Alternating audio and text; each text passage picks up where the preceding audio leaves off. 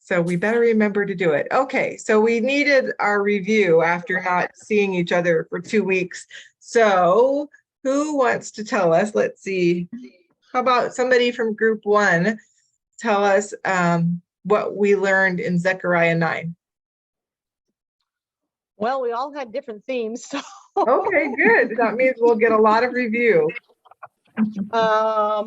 One of our themes was "Behold, your King is coming." Okay. One of mine was "In that day, God will save His people," and what was the third one? God has a burden against many lands. Okay, good. Those are all really good, big parts, and it's hard not to make 2. One of the things that will help you for 10 and 11 and 12 is if you remember Laura's theme, because that's part of what we'll talk about tonight. For context of where we're going to be in chapter 11, if you remember how chapter 9 started, it will actually help you with 10 and 11. But good, those are all good, important parts. Okay, how about anybody from any of the other groups have something else? I think we covered a lot of ground with that one. How about group 2? Why don't you tell us what you got from chapter 10? We got tied up with chapter 9. We had a discussion about the tenses whether this is the second part of 9, and we were reviewing that, and then we were like, whoa, is it in that time or is it in this time? Is he talking? She's talking about you, and then he talks about them, and so we were like, I think it's 2 different tenses. But Chris, what do you think? Well, I think the 3 themes together help cover that. The second one was God will save His people one day, right? He's going to save that flock. So that end picture to me looks very much more future, but that's just me kind of looking at kind of what we talked about, I think, when we discussed it, but there's some keys in there. Well, in that day is one of the key phrases. And then the other key about that, remember that chapter that we were in that talked about their prosperity and their security, how safe and how prosperous? To me, the ending there sounds very similar, right? That word flourish, it's that picture of the full growth of the full bloom of Israel to me. But and in that day kind of was always my key there for that. So, but good that you were discussing like a return to Eden almost. Yeah, exactly. That's such a good way to picture that future Israel, right? And they are well on their way to looking like that now. It's so exciting. Well, does anybody in group 3 want to talk to us about chapter 10, since that was 2 groups telling us about 9, which is great. That's why I wanted you to review it together. I really wanted you to have time to look back. I know, Tracy, I moved you around a couple of times. Sorry, things got a bit confusing there, but that's okay. I was mostly in group 3. Okay. The themes I just had, the Lord is angry with the shepherds and He will gather His people with compassion. Okay, good. The 2 parts. Yep. Anybody have something else they want to share?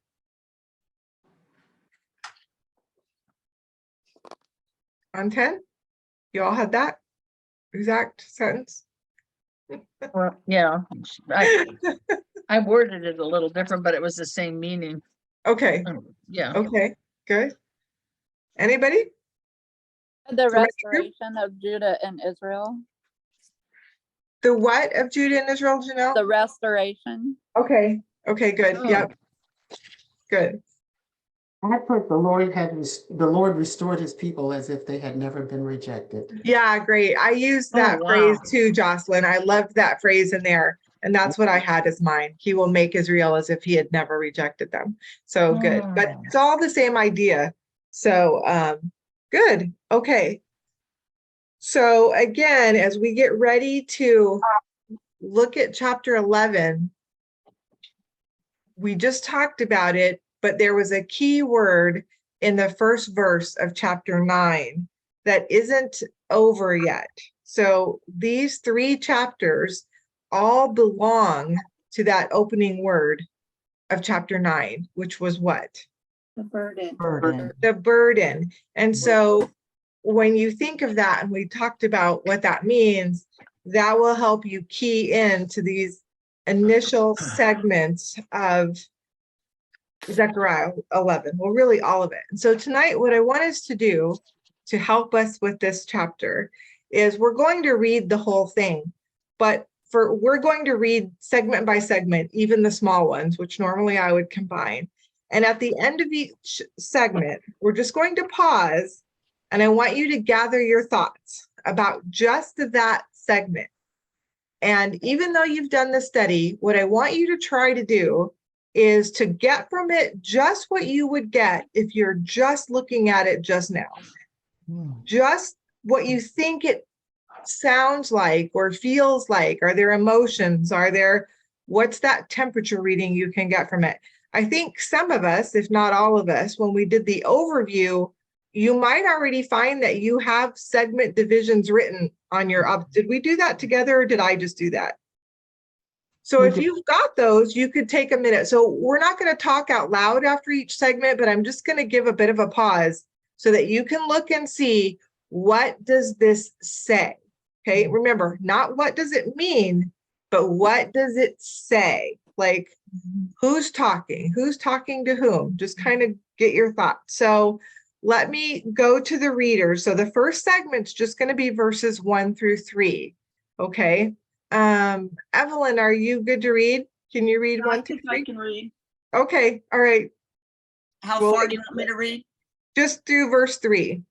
Oh, just verse 3? No, just through verse 3. 1 to 3. All right. Open your doors, O Lebanon, that a fire may feed on your cedars. Wail, O cypress, for the cedar has fallen, because the glorious trees have been destroyed. Wail, O oaks of Bashan, for the impenetrable forest has come down. There is a sound of the shepherd's wail, for their glory is ruined. There is a sound of the young lion's roar, for the pride of the Jordan is ruined. Okay, so while you think for a minute, look for things that give you an impression of what this is about.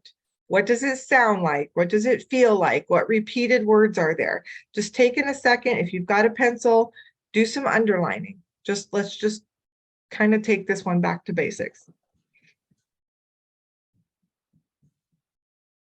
Or double check that segment theme that you already had. See if you still agree with that or if you've missed something.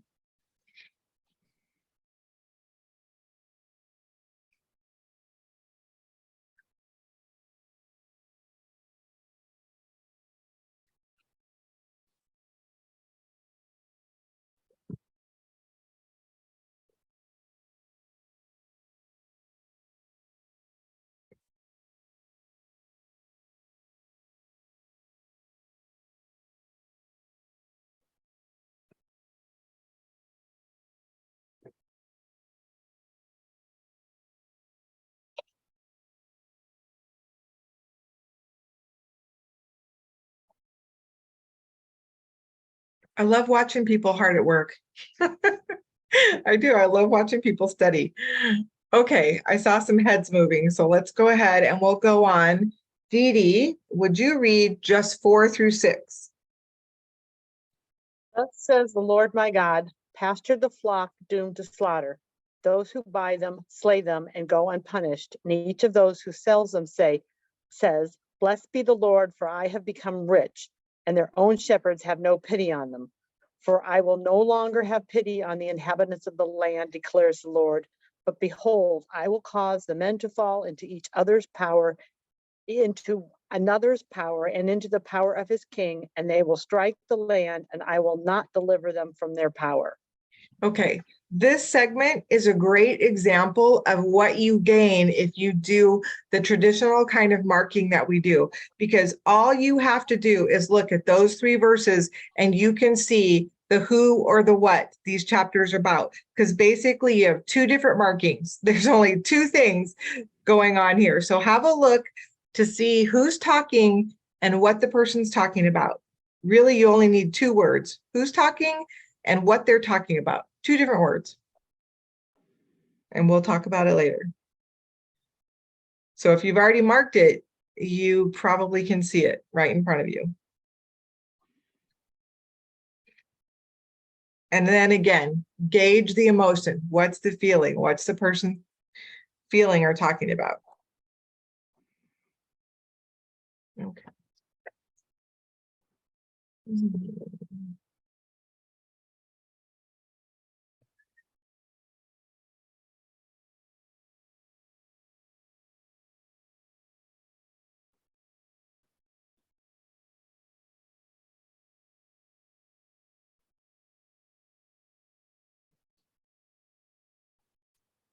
Okay, the next segment should be 7 to 14, but I want to break it up a little bit smaller.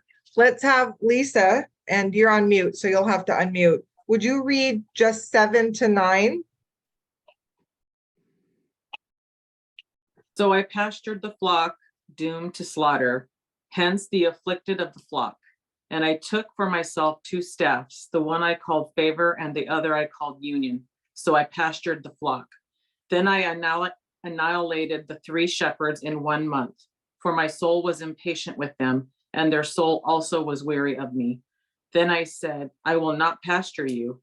What is to die, let it die, and what is to be annihilated, let it be annihilated. And let those who are left eat one another's flesh. Okay, so in this one again, you want to look to see who's speaking. You can think about how that relates to who was speaking in the previous 3 verses. And then again, look to see what is this person speaking about. Should be really clear if you've done observation on it.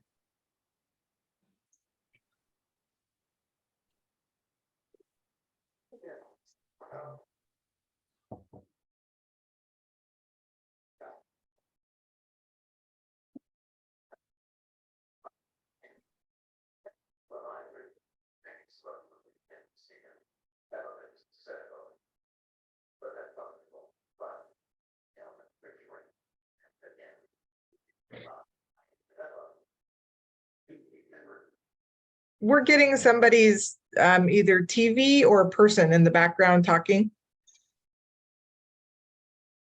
Okay, this one, I see how I wish I had divided it a little bit even more, but we'll just leave it.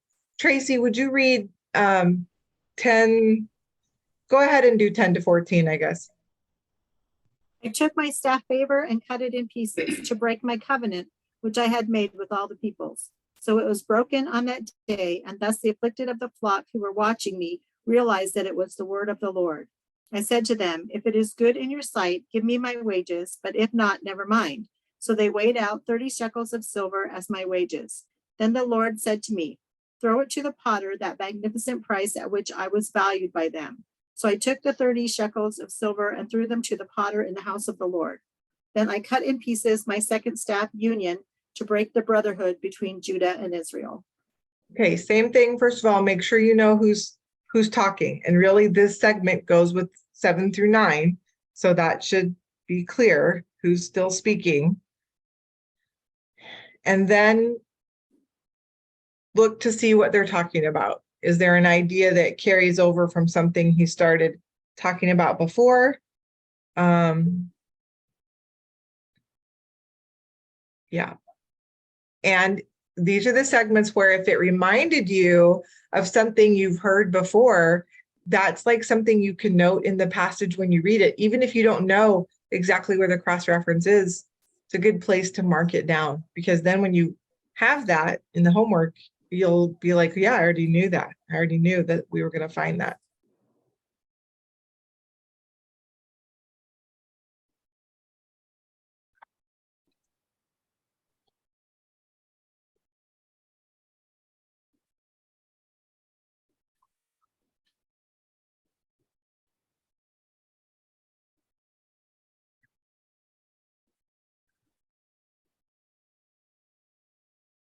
Okay, let's move on to the last segment.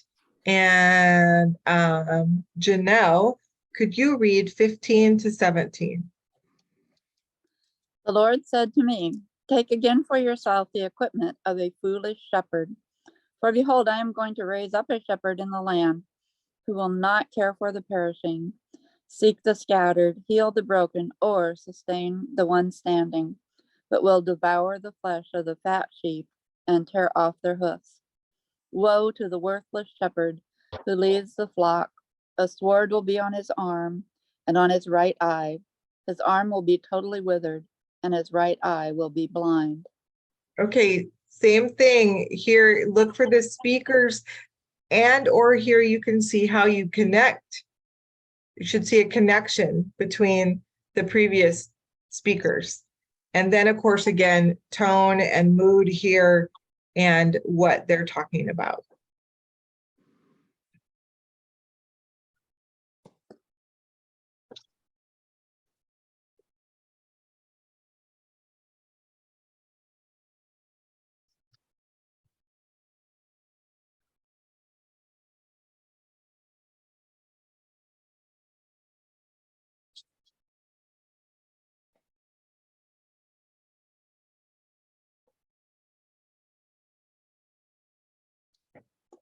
Okay, what we're going to do now is we're going to go back to the beginning, and we're going to go segment by segment, starting with all the impressions that we just had. Because ultimately, as when we get ready to start that next study, doing it this way, essentially that's what you're doing while you read a book that you're not being told how to study it. This is what you're going to do. And using the segment divisions is going to be your best help. And you'll see that here, that, and I know your homework kept telling you in these kind of chapters, you want to observe, observe, observe, observe. And ultimately that is what you have to do. And you just have to keep at it and do it more times than you probably have time to do it for. Okay, so let's go back to verses 1-3. And we already talked about how this relates back to chapter 9, that we are still reading a burden of the Lord, right? This segment 9-11 has been a burden. What do we know about that word? What does it mean that we're reading something that Zechariah is being given as a burden?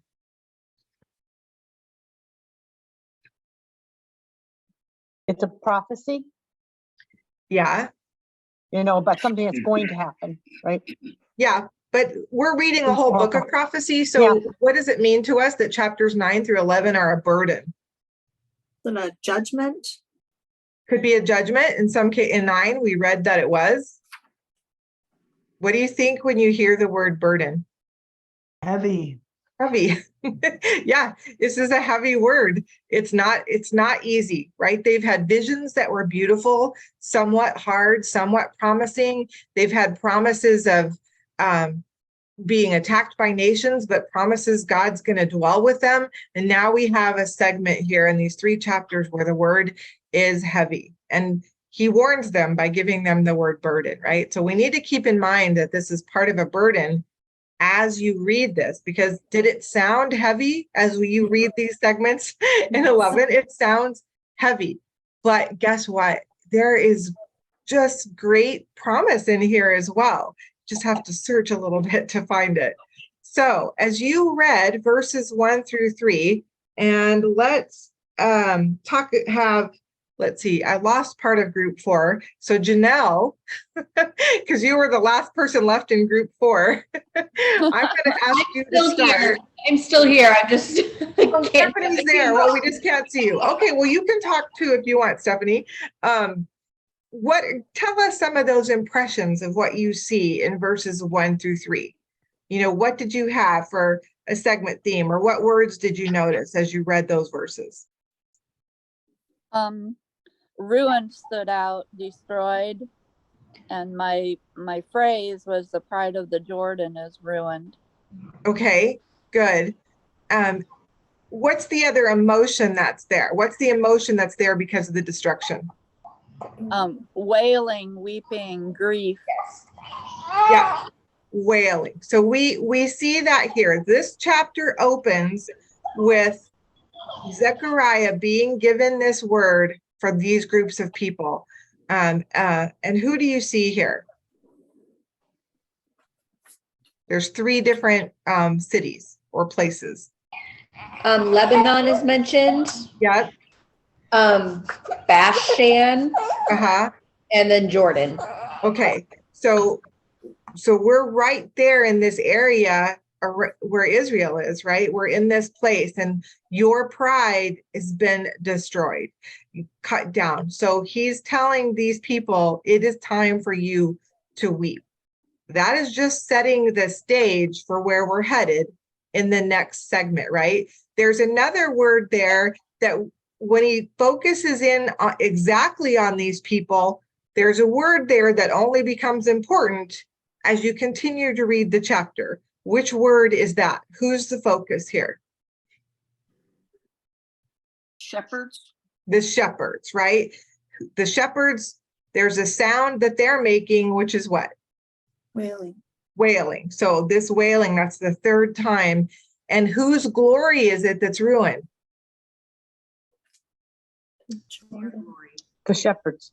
Theirs. It says, for their glory is ruined. Look at verse 3, right? This is another chapter where pronouns are super important. And in at least one place, nobody agrees with who they are, but we'll talk about those in a minute.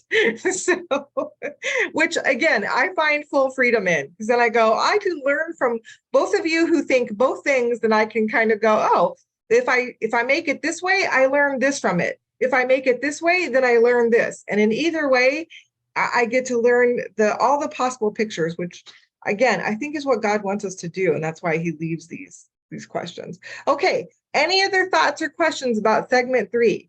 That's really all we can see, right? Is that there is cause for some wailing. And it's because of what? What happens? Destruction. This destruction. I mean, if you look back at all the words that would imply this destruction, starting with a fire, and then the cedars have fallen, the trees have been, what? Verse 2? Come down, cut down. Come down, destroyed, then come down, then there's more wailing. Your glory is ruined. The pride of the Jordan is ruined. Okay, this is the picture we have, and that's really all we have. Okay, any questions on that part? So when you stop and you want to get a segment like that, the reason it's important is it's really, if it sets that mood for you, it is your intro into what you're going to read for the rest of the chapter, which should help you see what's going on. Dee Dee, were you going to say or ask something? I was just going to ask, that occurred to me, is the pride of Jordan, is that a specific thing, or is it just their pride? Like the pride of Jerusalem would be the temple. Most, could be the temple, or is it just their pride because they've been brought low? Yeah, it could be. We have specific things here, trees here representing that for sure. And again, because of the way to look into this, I did not look up the symbolism of every single word. So it's possible the trees would just represent their full wealth. I'm not sure of that, but for sure we're going to see this destruction of their land and their pride in it, right? For sure. And again, I think you guys have heard me talk about that before. It's one of the things when I leave chapters like this one, I always ask myself, what is it I know for sure, right? And that's another place where emotion and tone that we don't always have is going to help you in some of these chapters. So when you can find that, you can say something like, well, I know it's really bad. I know they're supposed to weep. I know this has been ruined. I may not always know exactly why, but those are the questions I want to leave a chapter with is, what do I know for sure? And do I think I got God's main point here, even if I don't have every detail? Well, the thing of you look at it from the perspective of the shepherds and their wailing, their glory, which is their flock, is ruining. Yeah. And there's the lions are roaring. That's the destruction. Yeah. And so the pride of the Jordan, that's the flock of those of that area of that people is ruined. It's been destroyed by the. So I mean, There's so much packed into this. Yes, that there is. And again, this is the both the good thing and the bad thing we have is that what Fran just reminded us of, you won't know when you read verses 1 through 3 necessarily, unless you stop and think, oh, the pride of a shepherd is their sheep. But by the time you finish chapter 11 and you see the full context, if you then go back to verses 1 through 3, then you'll see it, right? And this is one of the things why I think it's time for us to go back to focusing on slowly and how do we do it ourselves, is because we really need to see that there is a huge difference between reading a chapter once, or even reading it once for your homework, or reading it and observing it and observing it and observing it. There's just a huge difference. And that's why on our own, you get to take all the time in the world when we don't have assigned homework. So there is some benefit to that too. Good. Any other thoughts or questions on that? Thank you, Fran, for pointing that out. Evelyn? Wasn't the Jordan like the lush green land? Mhm. Yeah. Mhm. And Yeah. more than likely, if a lot of the other stuff burned or was ruined, more than likely that was also then. Yeah. I mean, It would have really been, I mean, they count on that, Yeah. area for probably to feed their sheep and everything else. for sure. But I think that what we want to think of as we move into the next set of verses is what Fran reminded us, that we're talking about the glory of shepherds. And think of that it's their flock that's going to be their pride. But now we're going to see this connection, right? We go to verses 4-6. What's the first question that I asked you? Who? Speaking. Who is speaking? So who The is Lord is. speaking? Right. So in my right margin, as I did the this Lord. chapter, because I knew it was important that I kept track of who's speaking, over in the right, I have it down that God says to do this, right? I don't even have to write everything he says. I just want to know God is speaking.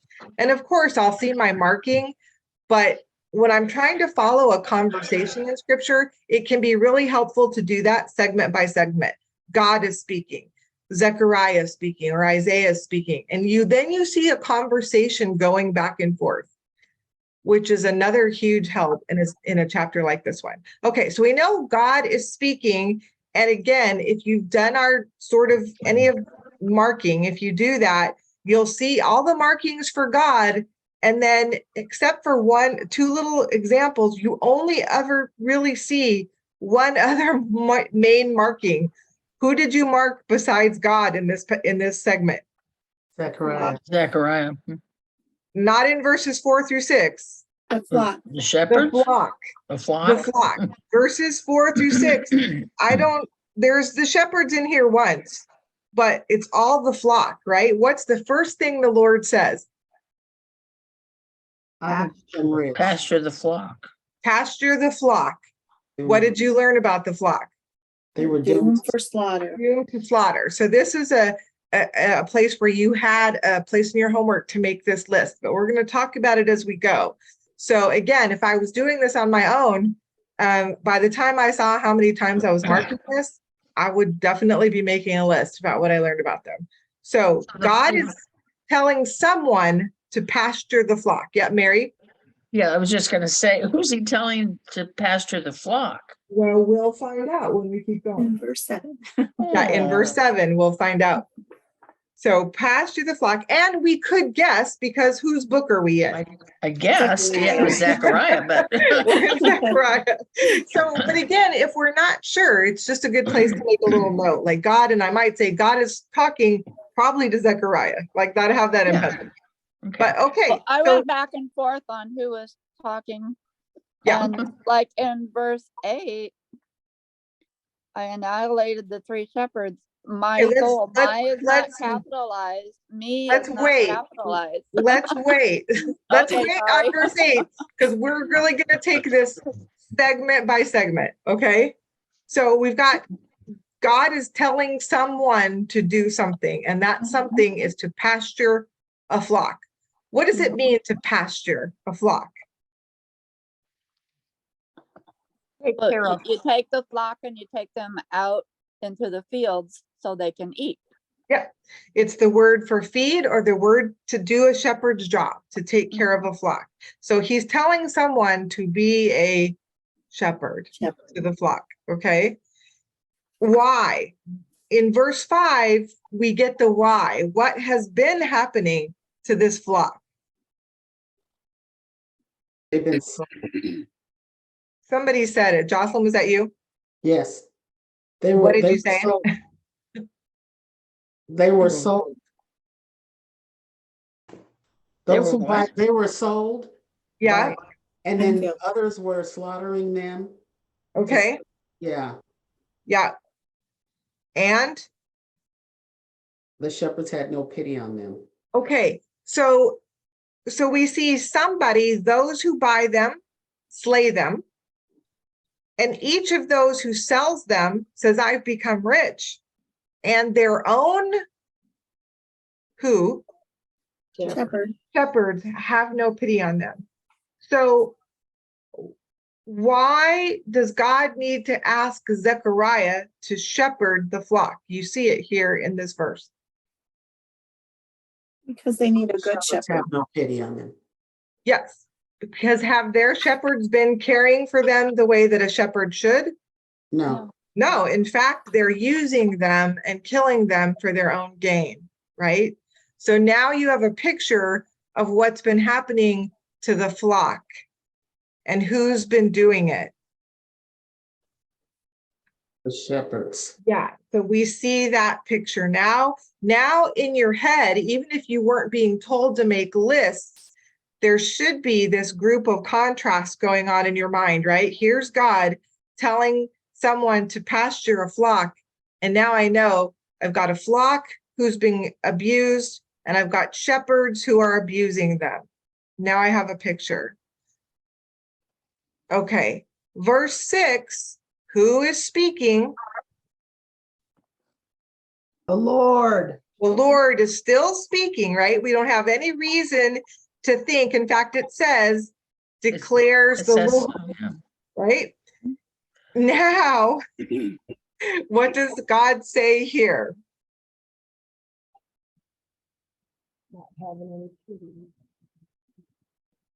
He's gonna, yeah.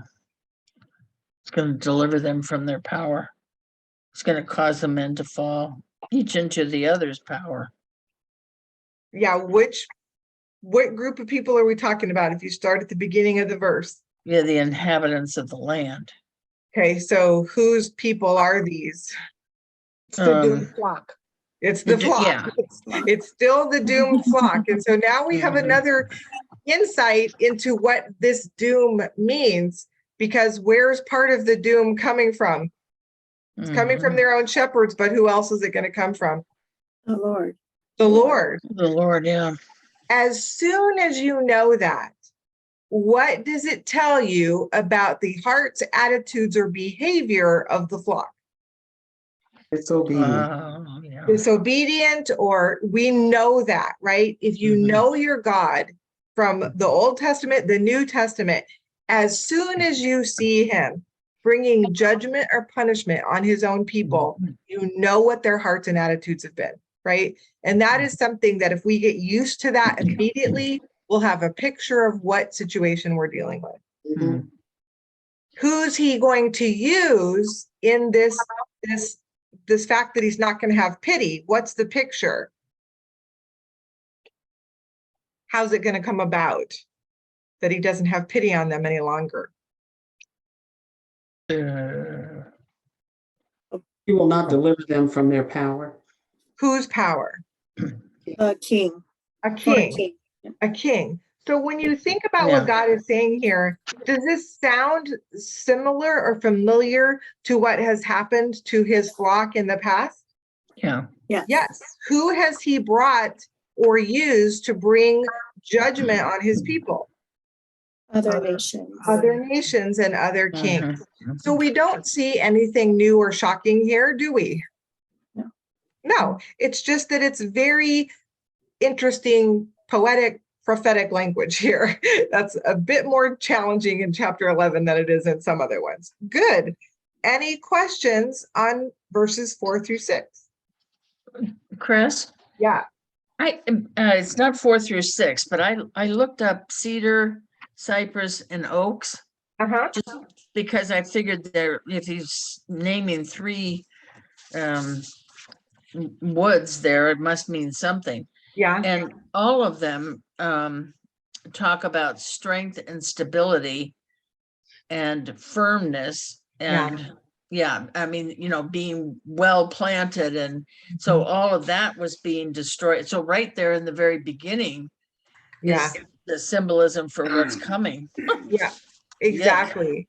Yeah. And if you think about the places where the cedars of Lebanon are talked about, I believe when they're shipped for them getting ready to build the temple, and that these are important things. So yeah, you're right. Again, if you have all the time in the world to take and look at every single verse, you will find amazing things like that, which is where some commentary can help. It'll help you with your time, as long as you know that especially in a chapter like this one, if you read one, you probably need to read more than one, because as soon as you do, you'll find that they interpret differently. Again, which I found to be kind of a blessing this time. Okay, other thoughts or questions? Does that help you the way that we went through it? Does that kind of going through there help your understanding? And that's really just what you have to do. Okay. Starting in verse 7, what happens? Something changes.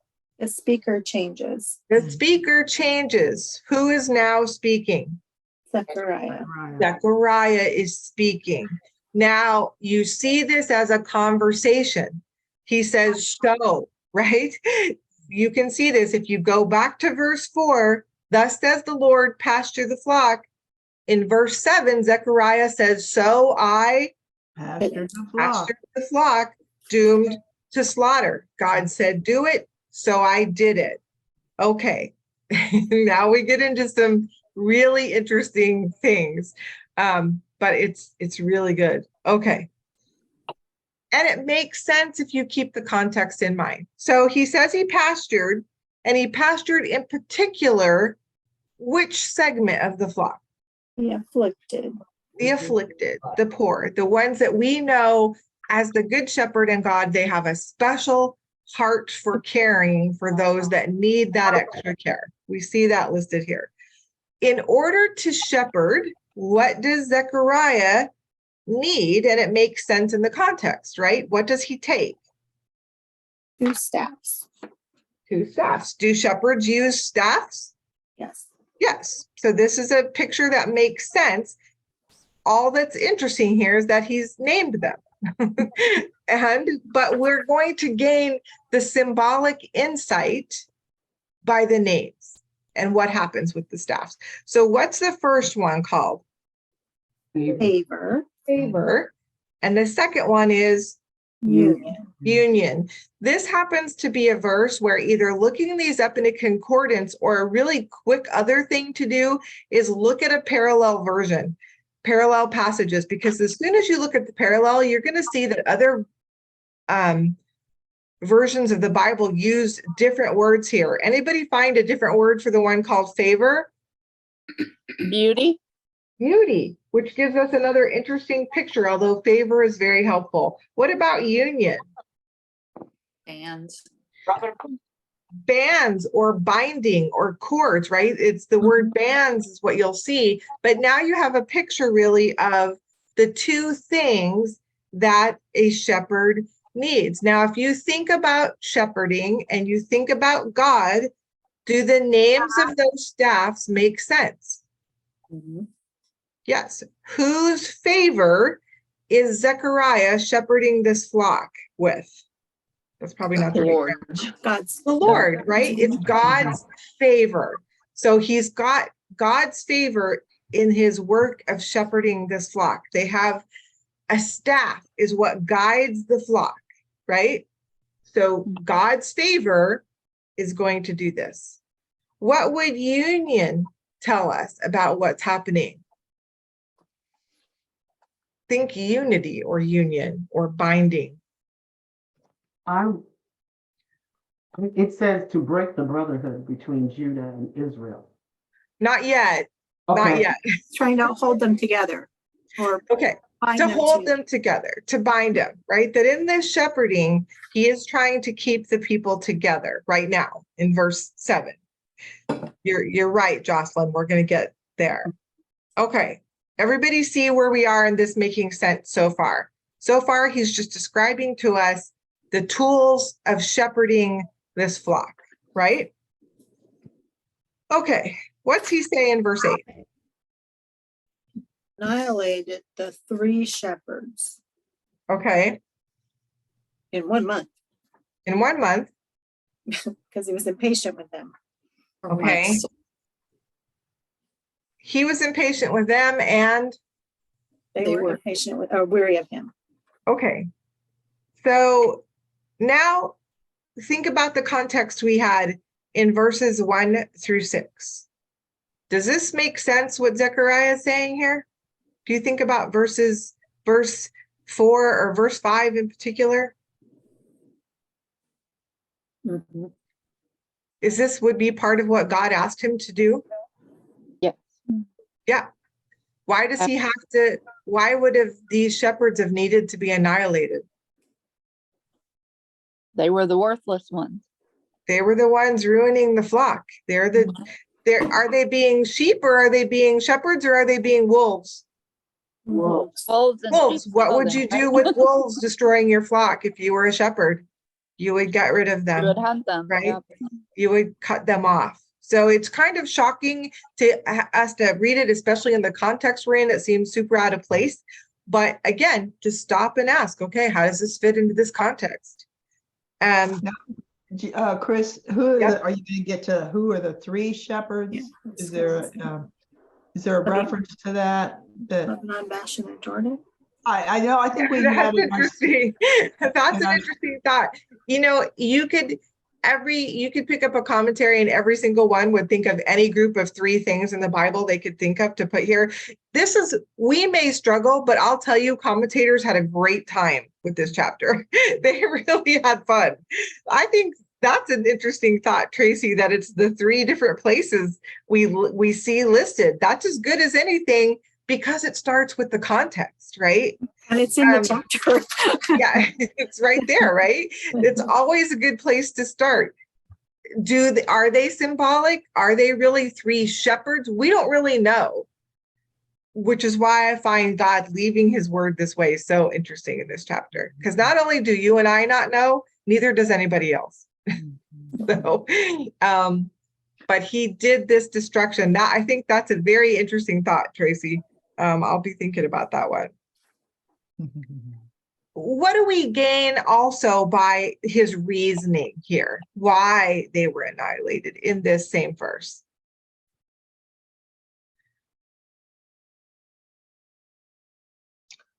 Well, the shepherds were weary of him because he was doing the job that they were supposed to be doing.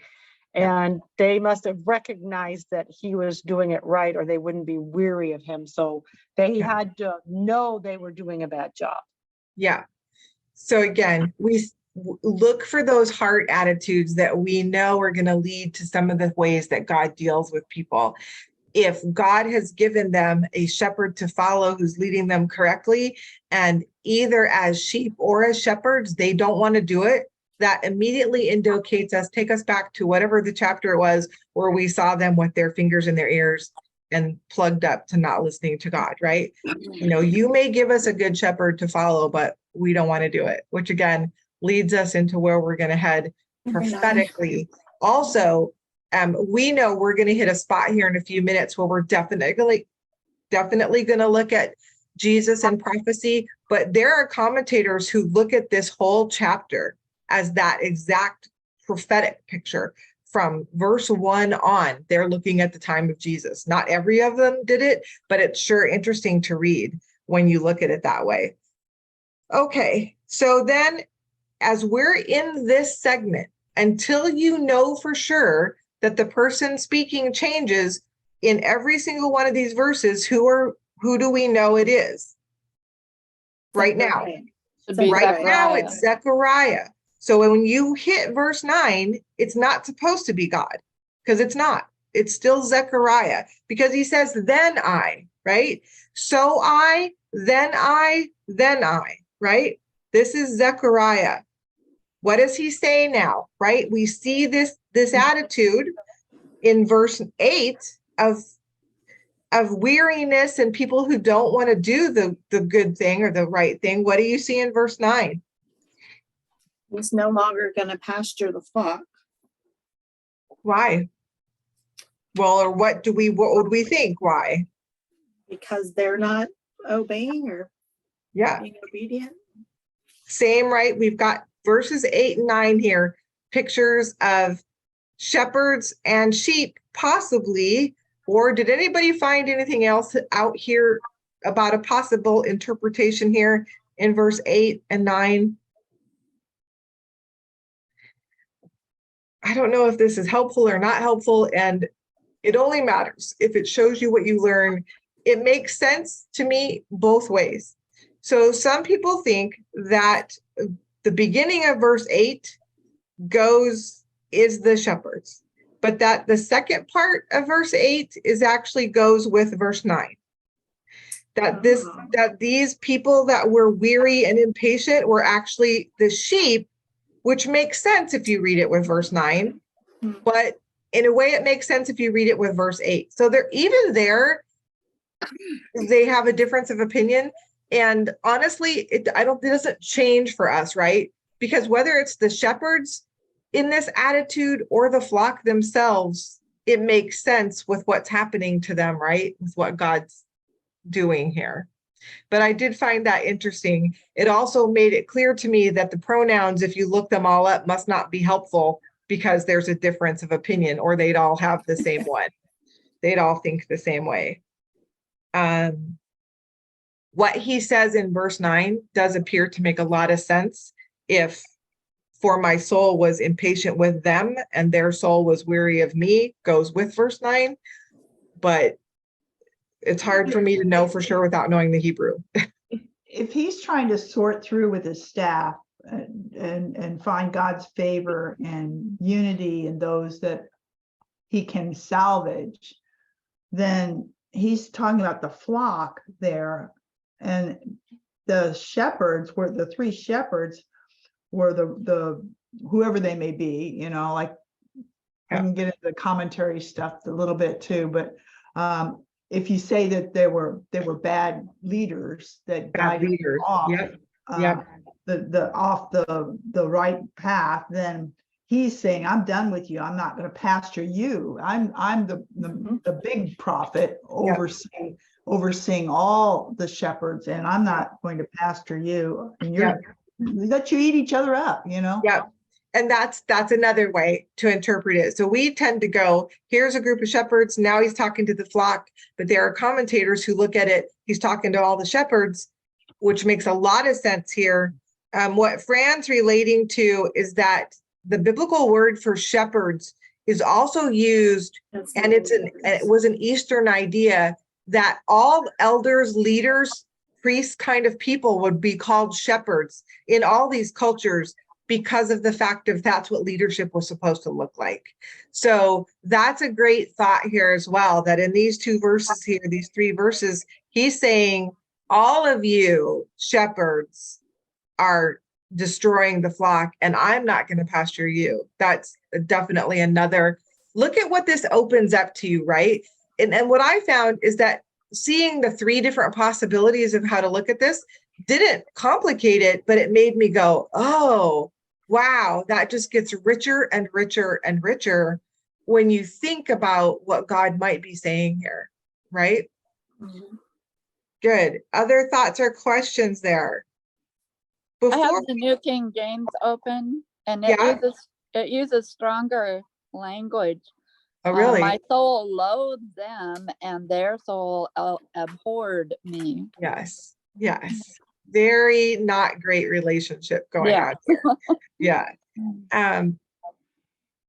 So just if we stop now, verses 1 through 9, what is your sense here? Like, what is your emotion? What is your feeling? What do you feel or see happening here with God's people before we go into 10? This is a They're great. being rejected. Mhm. They're left to their own decisions, behavior, choices. Yeah. There's rejection on both sides. Rejection on both sides. How did they get here?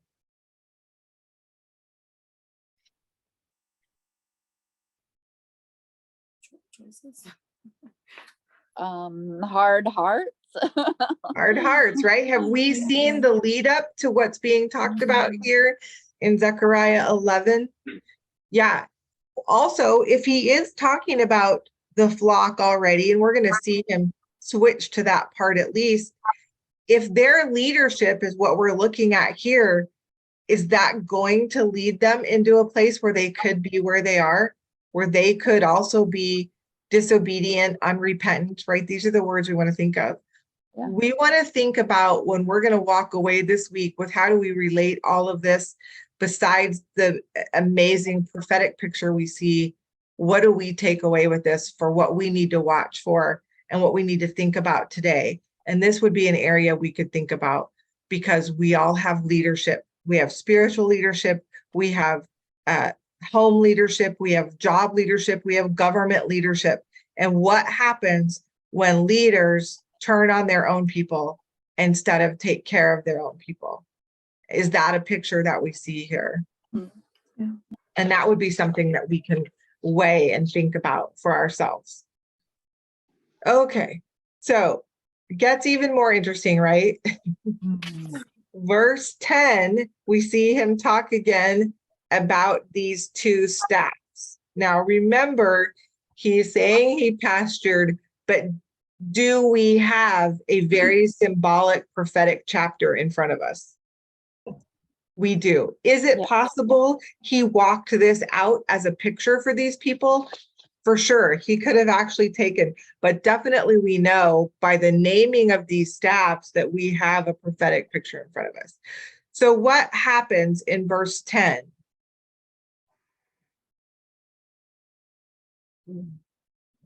He cuts the staff favor into pieces to break the covenant that he had made with the people. Okay, before we even get to the comma to say what he's doing, I took my staff favor and cut it in pieces.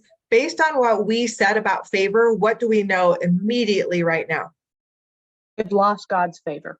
They've lost God's favor, right? What he was supposed to be able to do by shepherding them did not work. And we just saw why. They didn't have the hearts to do it. So he says, done. You're out of God's favor. Now, this is really important that you see what's being said here and who is speaking and what kinds of these we have.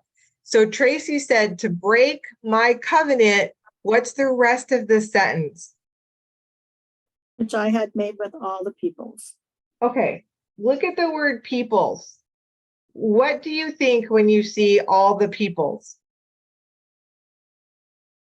It's not just the Jews. It might not be just the Jews. When we had a chapter where we marked nations, and all the synonyms for nations, was one of them peoples? Yes. One of them was. If you look at that possibility here, and it is just one possibility, if you look at that possibility, God's favor is broken with the people, and then this covenant with nations, what do we know? What's been happening? What's the picture here then if we think of it that way? Think about how God has used nations and how he has also then dealt with nations in relationship to Israel.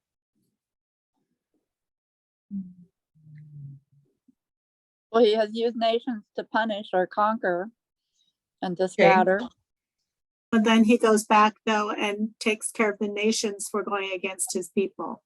Yes. So in that regard, is there a picture, a covenant, if you will, that he has made, we would say he's made, and how these things all relate to each other? His favor, what did his favor do as Israel was captured and taken by nations? Did it ever result in their full destruction? No. No, because his favor is there, right? His favor, There was even always a though remnant. There's a remnant. There's always been a protection. Now we're going to see what will happen. This chapter leaves us in the picture of, oh, they're completely doomed. But we're not done with Zechariah yet, right? We know God will have more to say. So that's one way to look here. The one thing we don't want to do is remember, we don't want to forget who is speaking in this verse. And are there different kinds of covenants even that God made with the people? Yes. Yes. Yeah. There's different ways God interacted, but is this God speaking here?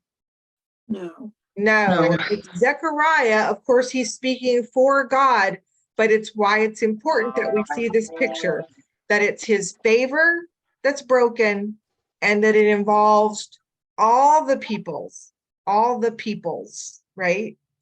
That something has happened here now in relationship with God and this whole system of the way this was working. Does that make sense? And are there questions or other thoughts? Right. Dee Dee? Yeah, I'm still having trouble with the idea of God breaking a covenant, so. Yeah. It's not But you're right, he doesn't. He can't Yeah. in that way. But even in this verse, again, it's part of why we miss out because we're not trying to study the entire chapter right in front of us, right? Because what do you know is going to happen after this chapter? You already know what's going to happen.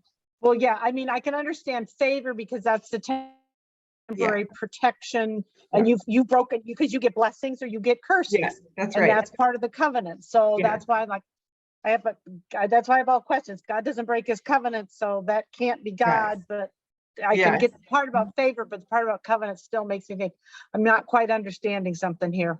Yeah, it's because of our study in covenant. We have a different heart for that word than a lot of people do, which is appropriate.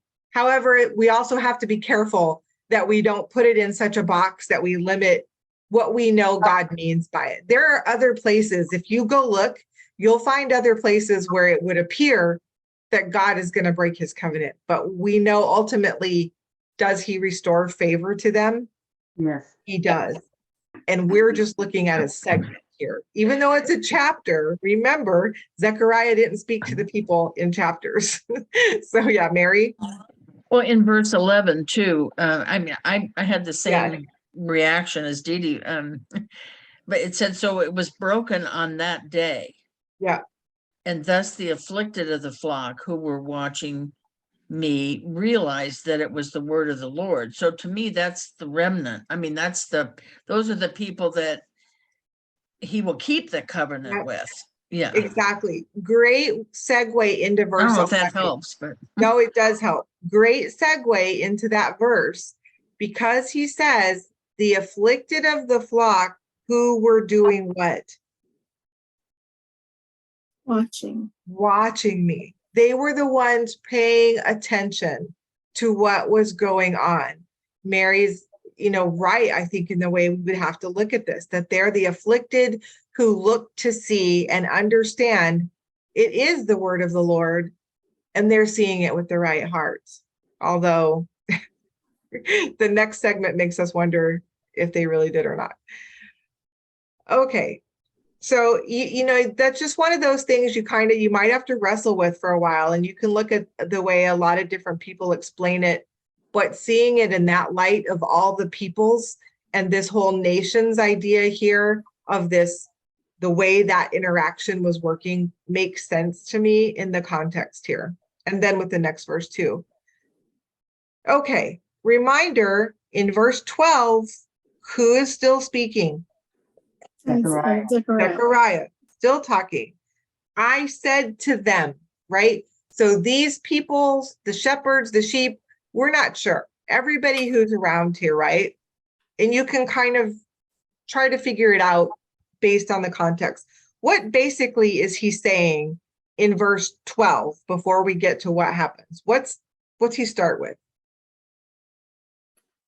I think if it's good. His wages. Okay, I need just one of you. Tracy, go ahead. I say that if it's good that he broke the covenant and they recognized it was the word of Lord, so that he did God's work. Yeah, So he if it's did good in God's their work. sight that he did God's work. Okay, good. If it's good, if you see that I'm doing that, give me my wages, but if not, never mind. So then what happened? They gave him his wages, They gave him how much? 30 shekels of silver. Okay, so this is where the best place to go first would have actually been the Exodus verse. What did you learn by going to Exodus 21? 21:32. Yeah, so that if an ox gores a male or female slave, the owner will give his or her master 30 shekels of silver and the ox will be stoned. Okay, so I don't know, at first you might be thinking, I don't know if that's any help at all. What do you learn about that payment by looking at Exodus 21? It's what a slave is worth. It's what a servant was worth. Okay. Who did they just offer the wages of what a servant was worth to Zechariah doing the Lord's work? Right? That's what just happened. What is God's response to that? Give it to the potter. Yeah, throw it to the potter. Now he says that magnificent price at which I was valued by them. Does he mean it that way? No. No. It's No, God can be sarcasm. sarcastic. Pittance. Sarcasm of the highest degree. Highest degree, right? He's saying, if that is what you think my work is worth, then throw it to the potter. So did Zechariah do that? Yes. Yes. He did. And then verse 14, before we go to the connection, we'll finish 14. So he's already broken the staff that represented favor. Now what does he do? Breaking the staff called union. And now we know for sure what that union was about, because he says, what does it do when he breaks that? Breaks the brotherhood between Judah and Israel. Okay, good. The other context we haven't even talked about tonight is, remember, these are still the people. These are still the tiny remnant of people who came back together to rebuild the temple, right? And so far, maybe, even though they'd been split before, it looked like God's plan was for them to be unified. Did that work? Apparently not. Didn't work. They're still going to be scattered. They're still going to be broken. They're not the full kingdom God had envisioned. Now, the other interesting part is this is where we've got prophetic, well, it's all prophetic, but do we have a Jesus focus here? And did you recognize it when you read it? Yes. Right? You might have at least thought, well, 30 shekels seems familiar, or throwing back this money seems familiar. And so we had Matthew 27 to look at that. Verses 3-10 says, somebody want to just summarize for us what that passage was about? So that was when Judas betrayed Jesus and asked how much they would give him for turning him over. And they said 30 pieces of silver. And then when he realized that Jesus was being condemned, he didn't want the money anymore. He felt remorse. So he wanted to give it back, and they didn't want to take it. So he left it there. And then that's where they used it to buy the potter's field and use it as a burial place for strangers. Okay. So what did that do for your thinking here, your understanding? Where did it take you? What did you think? What problems did you run into? What are your thoughts? Well, and actually, so then when you go down even further, verse 9, it says that it was that which was spoken of through the prophet Jeremiah, and then it quotes the 30 pieces of silver as one whose price had been set, and then they gave them for the potter's field. Yeah. So, and I didn't look up Jeremiah, but okay. So does anybody know what happens if you try to find that quote in Jeremiah? Cheryl, I think you're talking, but you're muted. I don't think you'll find it in Jeremiah. And I know I read some commentary on that, but I can't remember what it, I didn't write it down, but Yeah. So we're reading along here, and you expect to see him say Zechariah, right? Because we just read it in Zechariah. But instead, Matthew quotes Jeremiah with a similar situation. Again, commentators do not agree at all on the detail, but we can all agree on that there's a representation here in Zechariah of this coming picture of Jesus, right? You can see that no matter what, that Zechariah here is being devalued as a type, right? A type of Jesus, a servant of the Lord, thrown, offered the same amount of money, that his value was that. Again, it made me think, if Judas had even been thinking, even in his, why was he okay with that price? Because they did the same thing to him. They said, here, this is just worth this amount of money for you to do this for us, for you to condemn Jesus. We're just going to pay you 30 shekels of silver. But apparently, his heart, already taken over by Satan, was so gone that it didn't matter. So if you look, there's a lot of, again, you'll come up with a lot of other thoughts and maybe the whys. The important thing to me is there's always the commentaries to watch out for are the ones that will frequently describe this as, and they can be perfectly good commentaries up to this moment, where to me, then I'm cautious, because what they'll say is that the word for Jeremiah and the word for Zechariah are very close in the Hebrew writing, and that this is possibly an error of copying. What happens every time you read one of those in a commentary? Does that help you with your solidity of God's word? Start to question the validity. Exactly. I because think. if there's one, why couldn't there be more? Why couldn't we then be believing all the people who say, oh, when God said that, he didn't really mean that. The copiers wrote it down wrong, right? So for me, that's not my favorite interpretation. Also, as I said earlier, I think that God leaves these things sometimes, just me, this is just Chris, because when I see that, if I'm interested, I have to go do some more work to figure it out, right? I have to go look at Jeremiah, like, well, where is this? It doesn't tell me in the cross references. You know why? Because it's not there. It's not there exactly. However, is there a similar picture in Jeremiah that relates to what happens in Matthew? Yeah, there is. There's a whole chapter on it. I think it's chapter 19. There's a whole story about a potter in a potter's field. This same picture in Zechariah of people that are going to be destroyed by their own unrepentant hearts is there as well in Jeremiah.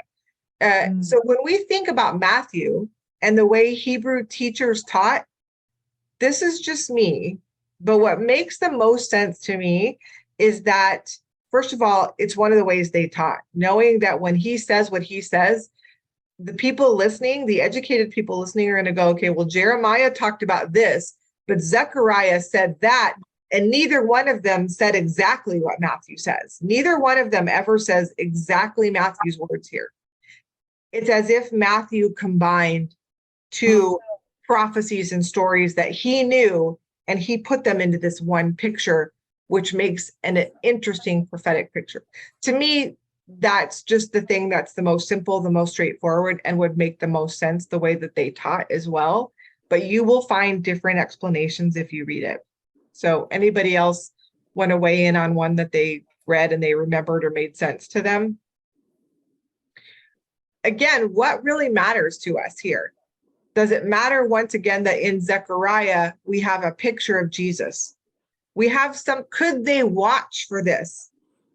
Would this be something that if the Jews who were paying attention would have remembered, wait a minute, Zechariah told us a picture of 30 shekels being offered to a servant of the Lord, and it wasn't the right price. It wasn't enough, and it got thrown to a potter. I mean, these are the pictures God wants them to see and wanted us to see. thoughts or questions on that still?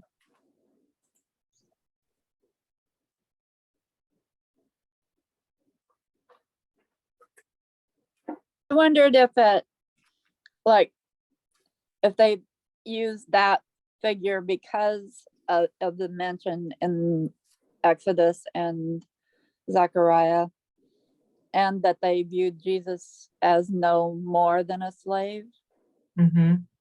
Yeah, I think that we're supposed to stop and think about all those things the same way that the Jews listening would have as well.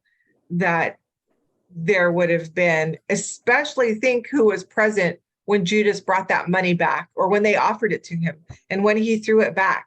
They knew the scriptures better than anybody else, and they would immediately have this picture, even as they did it, even as they bought this potter's field, would know that, because Judas's words were, I can't keep this anymore, because it was innocent blood that was shed. And so, and again, I think really simply, but I always just think, what would God's purpose be here? Because I don't think it's an error. I think it's here, and it's here for a reason. Yeah, Mary? The thing that struck me as we're talking about this is, whose servant was Judas's? Yeah. Whose was he? And that to me kind of cements the two stories together, because Yeah. He wasn't worth any more than 30 shekels. Mm-mm. He wasn't worth 30 shekels. Yeah. I mean, and that's, it's in a way, it's those pictures that kind of, they kind of go in circles, right? And you just keep going and you keep adding to it. And then you go backwards and you just think, there's so much here, but it's so good. And that's what happened for me, was that as I read different people's ways that they took it, it just built this picture for me that got bigger and bigger and bigger.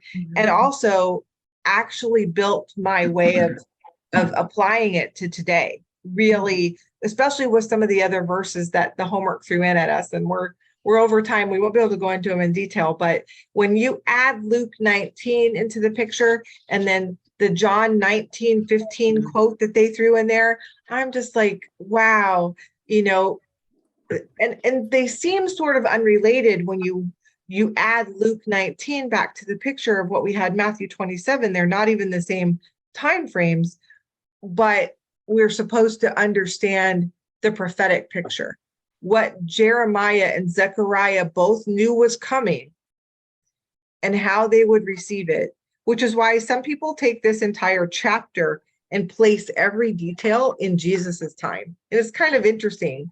I don't know that it's all fully just prophetic, because we know that the Jews had other things they were going to go through at the time. Okay, let's jump to the end, and then we can kind of go back to, or jump through the end, and then we can talk a little bit more about what we do with Luke 19 and the John 19:15 quote. What are the final verses about? What's the change that happens, first of all?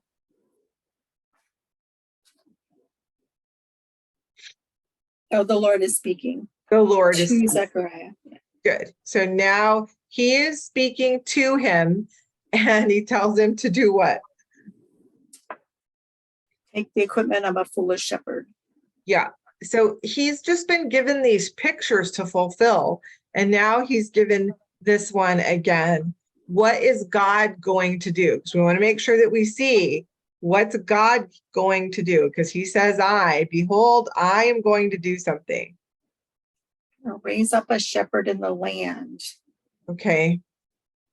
What's that shepherd like, or going to be like?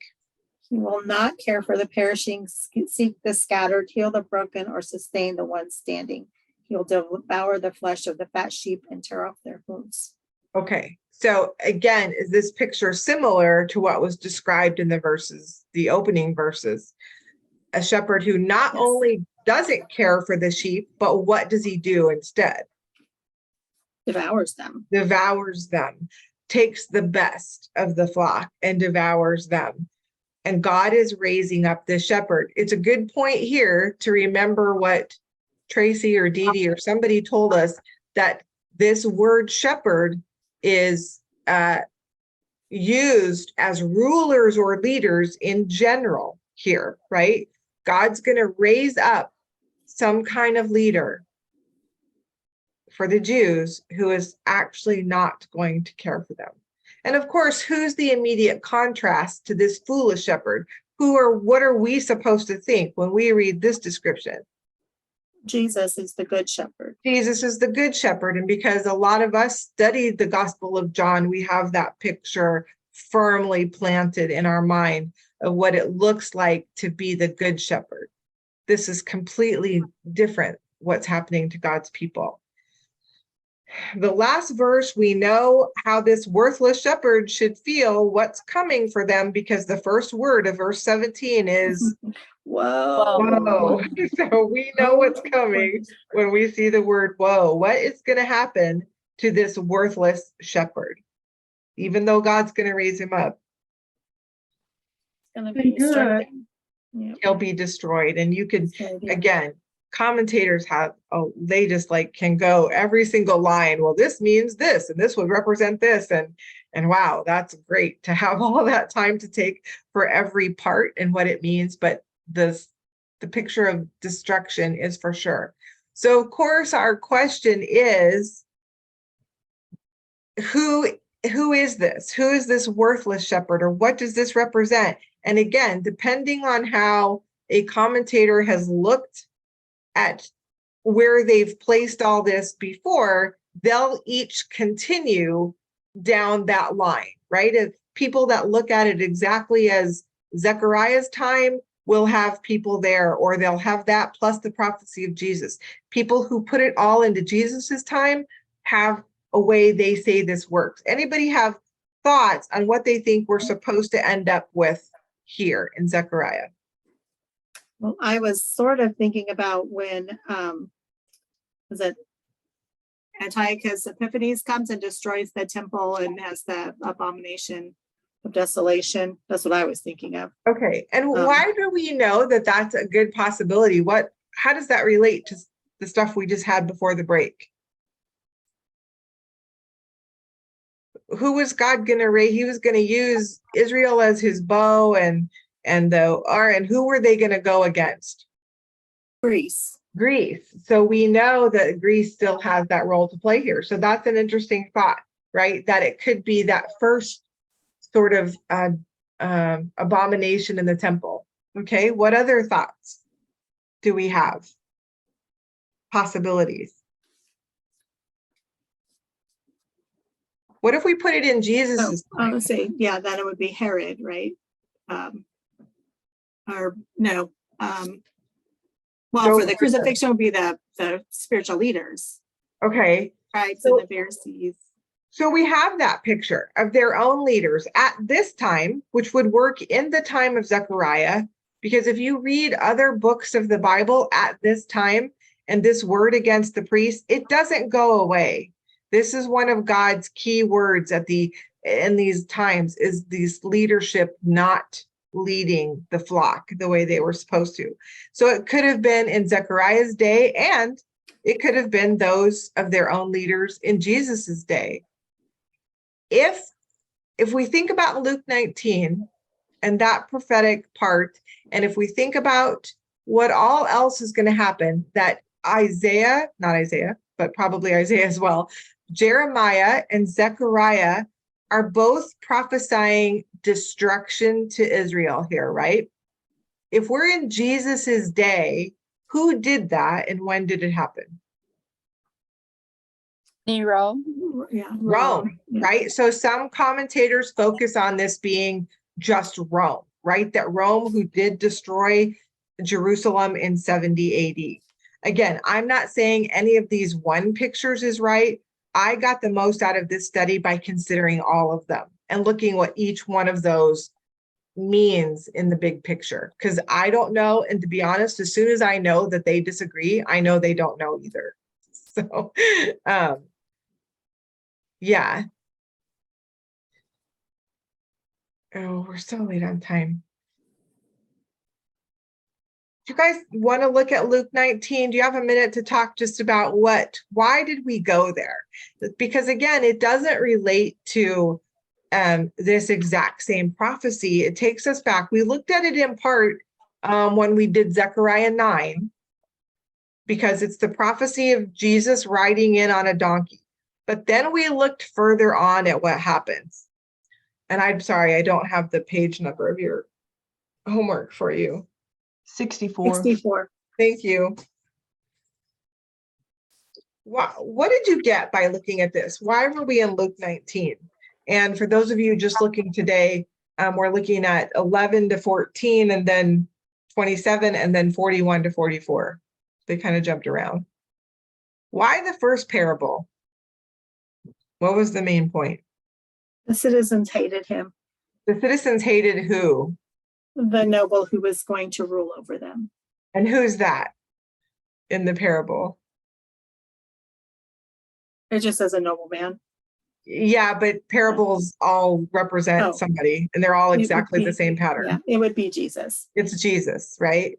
So the citizens hated him. His own people hated him. And that's really all they wanted you to see here. Yeah. What about verses 41 to 44? What part of the story of Jesus is that segment?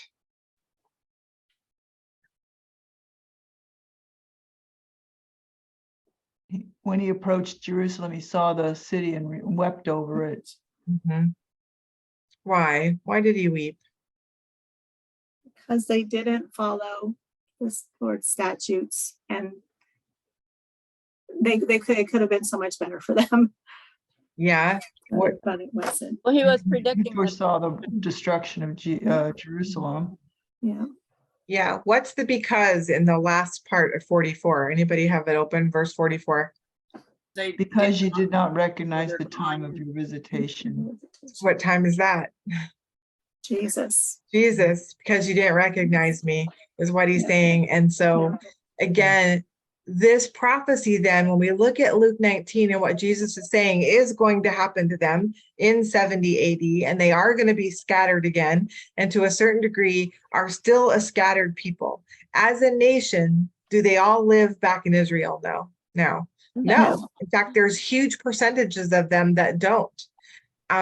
We're watching the movement of them back to Israel. But this is our relationship then, sort of supposedly to tie in Zechariah, Matthew, and Jeremiah, if you were go back and read, that they were all saying this day is coming. This day is coming. And Jesus weeps when he sees it. What about John 19:15? 9, it's 19, I'm sorry. It's 19:15. This is what sort of haunted me this week. And I remember it feeling the same way about it when we did John. When was the spiritual leaders who were saying, away with him, crucify him, and we have no king but Caesar. So they Yeah. were not even recognizing him as their king. Yeah, we have no king but Caesar. Because at that moment, was it beneficial for them to recognize Jesus as their king? No. And they weren't even recognizing God as their king. No. We have no king but Caesar. Exactly. What about We have- God? Even if they didn't recognize Jesus, they should still be recognizing God. That's right. And, God had told them, they had asked for kings, and he had tried to tell them from the beginning, I'm your king. You don't need a king on this earth. But this was sort of, and again, it's so many things to think about.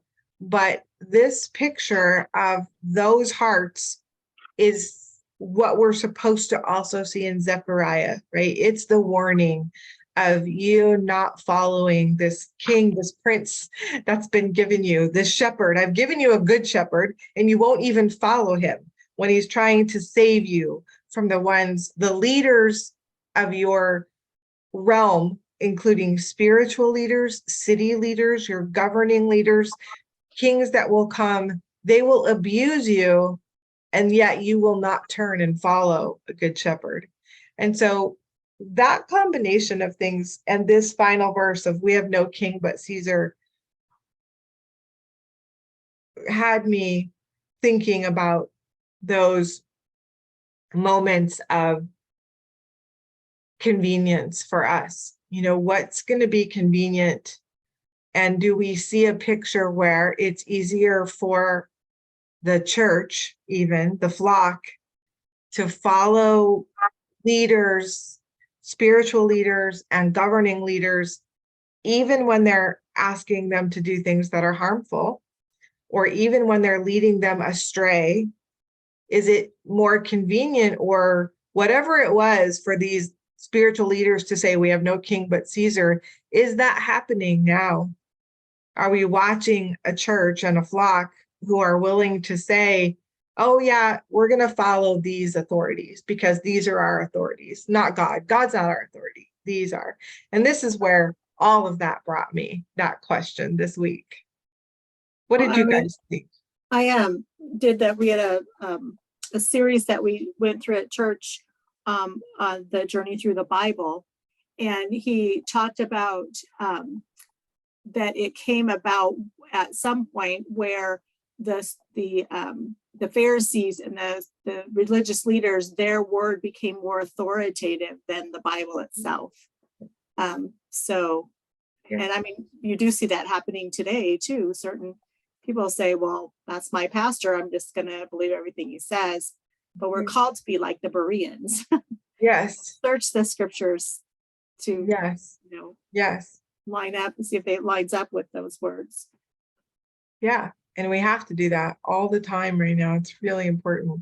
Yeah. Other thoughts on that? Or where did you, besides confusion, where did you end up this week? What did you think about this chapter? It made a lot more sense when we discussed it tonight. Good, good. That gives me great hope for our next study and the way we're going to do it, because that's pretty much what it's going to be like. We'll be doing it together in that way, because that's how I think that's what helps me. So, well, and I'm looking forward to that, because I always yeah. think I never know where to start. How would I do this on my own if I didn't have a Yeah. precept book? So I'm really Good. looking forward to the next session. Good. That's good. At this point, I'll stop the video, but we might keep talking and then we'll take prayer requests. So we will see you next time, where we get to start in another chapter.